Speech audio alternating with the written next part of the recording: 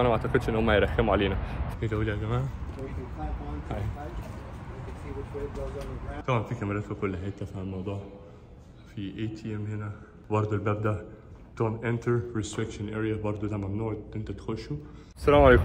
الشرطة في الولايات المتحدة الأمريكية، ماشي في الشارع ضابط شرطة وقفك، راكب العربية بتاعتك وضابط شرطة وقفك. كل ده هنتكلم فيه النهاردة. أنا واقف قصاد اسم شرطة أونتاريو في ولاية كاليفورنيا. قصة حصلت معايا بتوع الشرطة، بس يعني بعد فترة بدأت أشوف برامج. أعتقد تفكيري اتغير شوية إن الشرطة من ساعة ما جيت هنا أمريكا، والناس تقول لك الشرطة بتموت الناس، الشرطة بتعتقل الناس، الشرطة بتلبس للناس قواضي، بتتعامل معاملة وحشة. وبعد كده الناس اللي متابعيني تعرف إن أنا دخلت بمشكلة قانونية، الشرطة مسكتني، وده زود الكراهية جوايا وخلاني ان انا اشوف شرطه في اي حته حتى لو هو انسان كويس ببقى عندي كراهيه من ناحيته. فقررت ان انا اعمل الفيديو ده كتوعيه واعرف الناس ازاي تتعامل مع الشرطه لو انت ماشي في الشارع او انت سايق احتكيت بالشرطه في اي وقت. اللي انا فهمته ان الناس من تجاربه الشخصيه شويه، الشرطه ممكن تحس ان هي تتكلم معاك بطريقه مش كويسه. لو انت فكرت في الموضوع ده، انسان زيه زيك عايز يروح بيته في اخر اليوم، عنده عياله ومراته وامه. مش بقول ان كلهم كويسين، طبعا في ناس سيئه جدا، بس اهم حاجه ان احنا نتعامل معاهم باحترام، ان احنا نحسسهم بالامان ونحسسهم ان احنا نسبب لهم اي خطر خالص. النهارده هنا ان انا اخش معاكم هنا واوريكم اسم الشرطه شكله عامل ازاي. اول حاجه لما ضابط شرطه واقفك، ما تحطش ايدك في جيبك، ما تتحركش اي حركه سريعه بحيث ان هو ممكن يطلع مسدس ويضربك، عشان هو ما يعرفش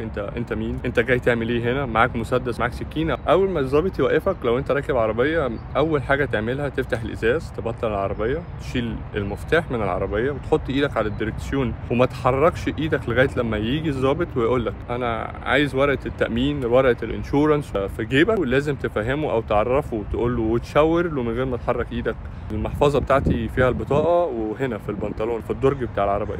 لكن انت تحط ايدك كده وتدخل ايدك في ده طبعا ممكن يخوفه، حركه تلقائيه، يضربك، يطلع مسدس، كهربك، يعمل اي حاجه. في عربيه شرطه انا بنحاول احنا مش هنضايق حد، احنا بس هنخش نتمشى شويه. وانا قريت كتير عن موضوع التصوير في الاماكن الفيدراليه او الاماكن العامه.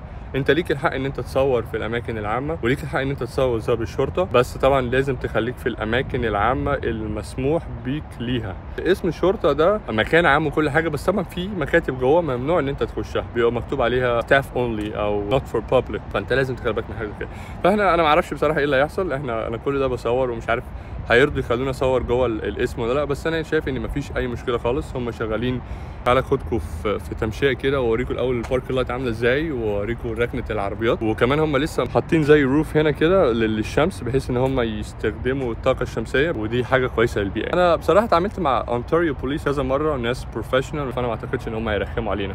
قبل ما نخش جوه ونتمشى شويه، ما تنسانيش تعمل لايك للفيديو وتعمل سبسكرايب عشان نروح اماكن اكتر واوريكم الدنيا عامله ازاي هنا. انا قلقان بس ان شاء الله خير. يلا تعالوا اوريكم العربيات بتاعت الشرطه عامله ازاي هنا. دي ركنه دي البوابه بتاعتهم. No trespassing. Oh.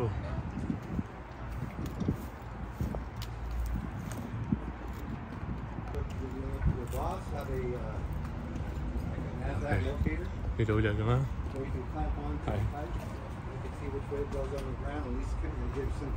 بسم الله. ده اسم الشرطه. طبعا احنا في البابليك. هنا الشرطه.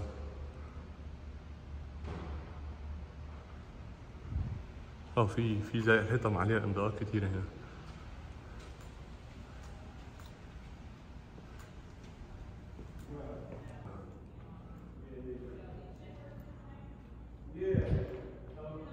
ده الانترنس من الاول بس عشان هم شغالين فهم مانعين. احنا خلينا في البابليك. طبعا في كاميرات في كل حته في الموضوع. في ATM هنا. دي عندهم زي جهاز الاسعافات الاوليه، وفي حمام طبعا لللوبي للريست روم. دي تليفونات برضو لو انت حابب تتصل بناس معينه تبع ديسباتش او عندك مشكله او عايز تتكلم في التليفون مع ضابط، ممكن يعني حد يجي يكلمك. ميديكيشن لو انت عندك ادويه وعايز تعملها دروب اوف بحيث انت ما تضرش الناس. يعني عندك اي مشكله بتيجي تعمل بوليس ريبورت هنا.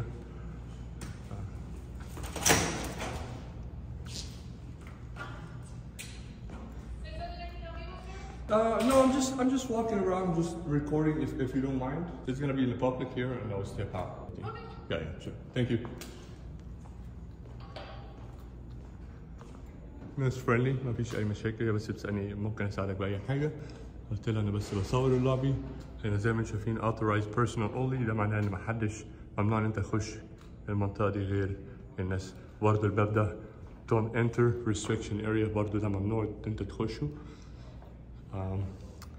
community improvement، طبعا بيعملوا برامج كتيره للناس ان انت لو عندك مشكله، عندك traffic collision reports، عندك اي حاجه زي كده ممكن تيجي تعملها هنا. ولو انت عندك اي دواء او عندك اي حاجه برضه تساعد المدينه ان انت ترجع الحاجه دي هنا مكانها بحيث ان محدش يتضرر منها. طبعا انا كسرت حاجز الخوف اللي عندي. في ساين في الارض عايز اوريها لكم هنا، مكتوب Ontario Police Officer. اعتقد الفيديو وصل للنهايه، يا رب يكون عجبكم الفيديو. زي ما انتم شايفين مفيش حد خالص. احنا هنطلع دلوقتي كده، خلصنا مفيش مشاكل الحمد لله. في نهايه الفيديو، عشان عمال اتلخبط في الكلام، انا كنت بصراحه خايف جدا ان انا اخش الاسم الشرطه، بس انا كسرت الحاجز وان شاء الله هنروح اقسام الشرطه اكتر، مش بس الاسم ده، عشان اوريكم الشرطه عامله ازاي والناس بتتعامل مع الشرطه ازاي. لو عجبك الفيديو ما تنساش تعمل لايك وتنزل تعمل سبسكرايب عشان انزل اماكن اكتر، وعشان توصل الفيديو بتاعي لمجموعه اكبر. كان معكم احمد عبد المحسن، والسلام عليكم ورحمه الله وبركاته.